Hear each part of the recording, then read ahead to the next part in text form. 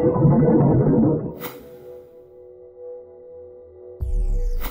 you guys have a video session just before, or a team meeting? Yeah, just our normal team review.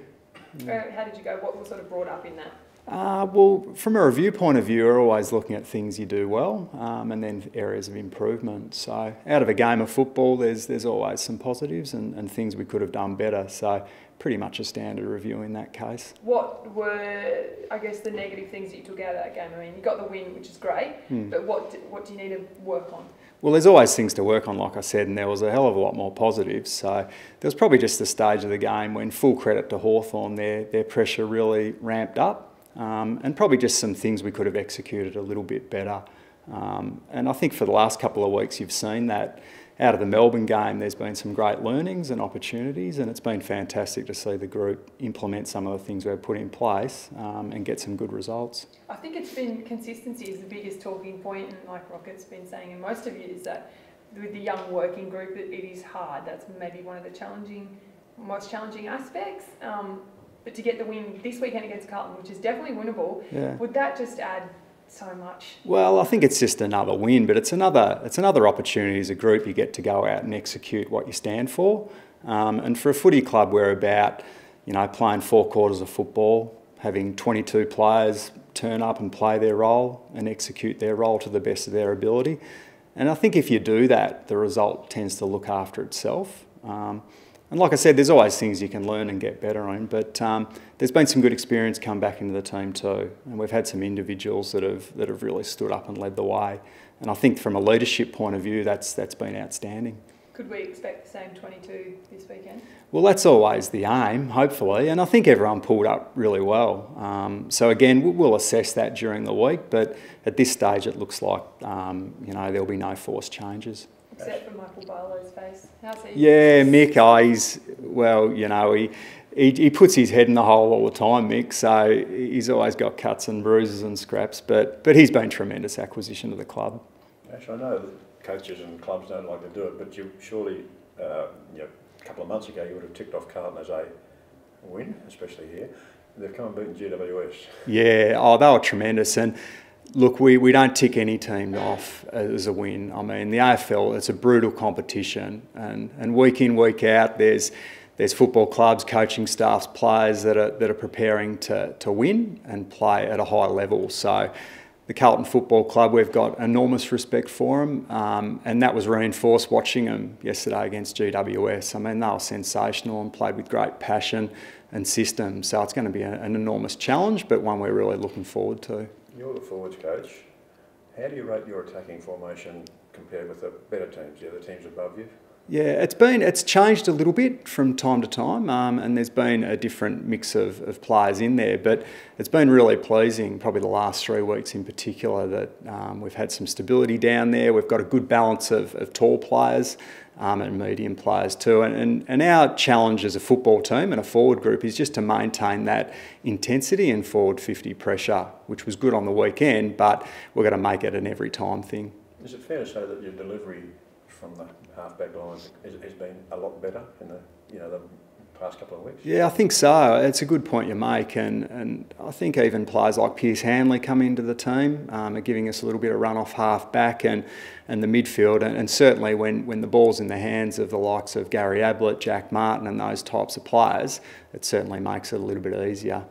Jack Martin, would he be one of the most improved players in the competition? He's tracking along well, Jack. I think, and he'd probably admit that a little bit up and down this year, but Jack's versatility has been a fantastic acquisition of the club. His ability to go inside and play midfield roles, play at half-back and also across half-forward is really good. So he's progressing well, Jack, but certainly still got a lot of growth in him. How good could he be? Oh, look, the sky's the limit with Jack, and I mean, we've got a growth mindset here, and he has too, in relation to just turning up and getting better every day. And if he maintains that type of attitude and just ticks off everything he needs to do from a physical point of view, I think obviously soft tissues have been a little bit of concern, but his professionalism is certainly improving and getting to the stage where week in, week out we can rely on him.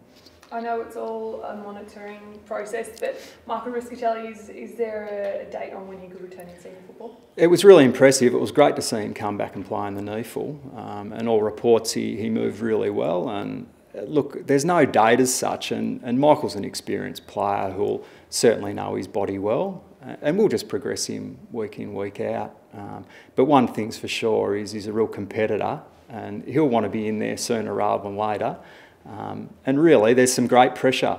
The knee full, whilst they didn't win on the weekend, we've got a healthy list and we've got some players really putting their hand up for form. So Michael just adds to that list. So he'll play knee full again this weekend, or will he rest? Look, again, we haven't had match committee yet, but I mean, he's available for selection. He's pulled up well, so we'll just take it from there. How many minutes did he play? I'm not exactly sure. No, I think they pulled him off with about a quarter to go, I think, but you'd have to check that. But got through really well. Look, I know on the knee full, a kid called Darcy McPherson's going pretty well. Like, I think he's been best on the ground 4 in a row and then second best. And he can't get a game because of the situation with the rookie listing in the main list. That's right. Rockets alluded to a couple of weeks ago, you'd like to see that change, would you? Oh, look, Darcy, as you say, he's been super and he's been consistent and he'll certainly be one that we can add into that forward mix. I think Keegan Brooksby was on the main list, so the football club, we've got a decision to make, you know, what we do now, because I think Darcy is able to be elevated. So again, like I mentioned, he's just another one of these young players that's putting a lot of selection pressure on. And we feel, and I certainly feel as a forward coach, that Darcy could come in and play any role he was given, because his attitude's super, his fitness is great, and he's such a coachable young man. So we look forward to him potentially getting a chance soon. And he can tackle too, can't he? He can. Oh, look, he's a ripper. He's a real terrier. Yeah. And just his attitude and application to the way we want to play and the trademark and what we stand for as a club's fantastic. You have to wait for a long-term injury, though, to get him on the main list. Yeah, I think so. So, look, we'll just have to wait and see. Yeah. But we certainly know, again, he's a rookie list player and we could certainly call on him if we need to.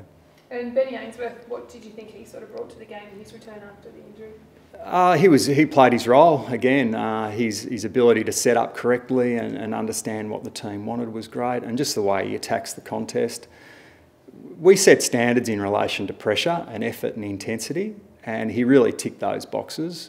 I think at times his probably skill execution may have let him down at times, but again, from an effort point of view, it was tremendous, and he'll only get better and better as he gets some match fitness back into him. So just with the other three, like Will Brodie and Jack Bowes in particular, will we see them come back in? It's a bit hard. Look, who knows? Again, if they're available, they just form part of that group that can come in. But we've got a lot of players that are knocking down the door and really chafing at the bit to come in and contribute. Nice situation to be in, isn't it? It is, yeah, it is. Last year, yeah, that's right. Well, it's been 2 years really since you've been able to get out of the woods in that regard. Yeah, injury-wise. Yeah, I mean availability is obviously critical, and the club's in a good, healthy position at the moment.